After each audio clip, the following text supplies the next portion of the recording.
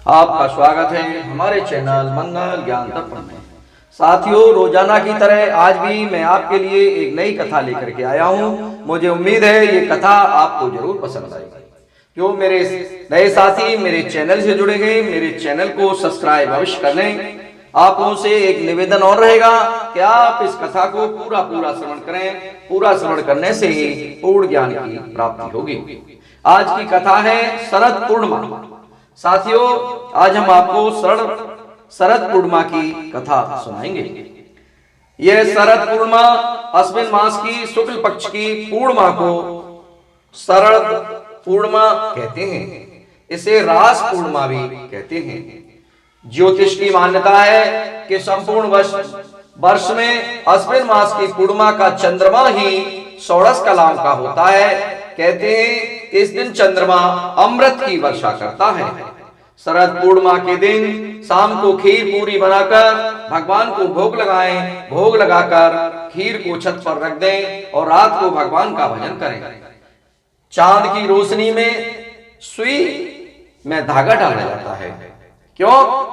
हमें चंद्रदेव आंखों की रोशनी एवं उसे शीतलता प्रदान करते हैं। अगले दिन खीर का प्रसाद सबको बांट देते हैं। इस दिन प्रातःकाल आराध्य देव को सुंदर वस्त्र आभूषणों से सुशोभित करें।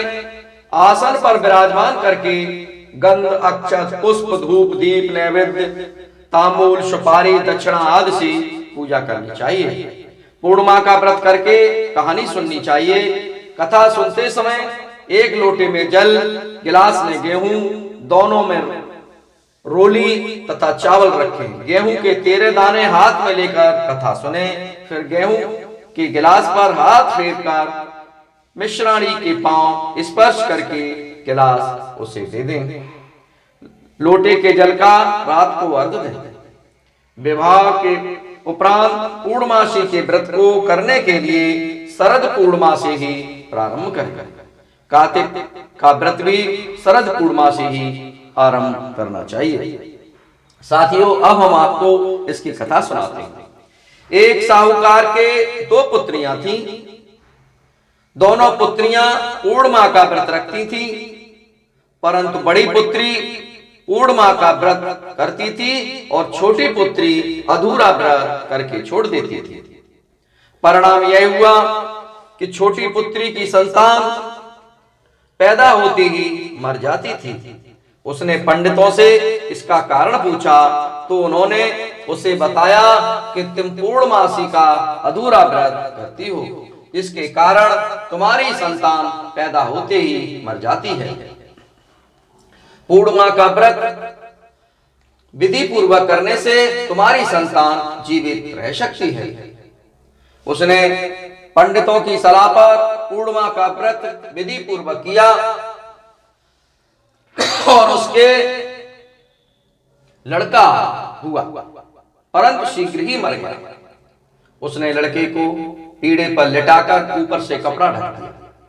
फिर बड़ी बहन को बुलाकर लाई और बैठने के लिए वही पीढ़ा दे दिया, क्योंकि जिस पीढ़े पे उसने बच्चे को लिटाया था और वही पीढ़ा उसने अपनी बड़ी बहन को दे दिया। बड़ी बहन जब पीढ़े पर बैठने लगी तो उसका घाघरा बच्चे को छू गया और बच्चा घाघरा छूते ही रोने लगा।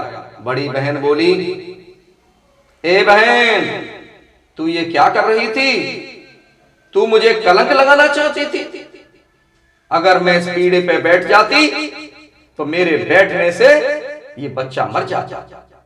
तब छोटी बहन बोली, यह बच्चा तो पहले ही मरा हुआ था, तेरे ही भाग्य से यह जीवित हो गया है, तेरे पुण्य से ही यह जीवित हुआ है। उसके बाद नगर में उसने पूर्णमासी का व्रत करने का ढिंडोरा पिटवा दिया और वहां सभी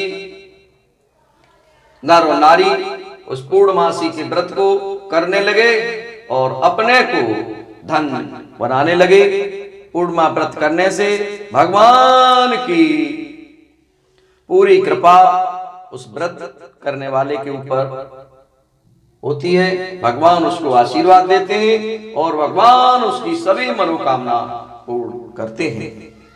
साथियों, कल हम फिर इसी तरह एक नई कथा के साथ आएंगे।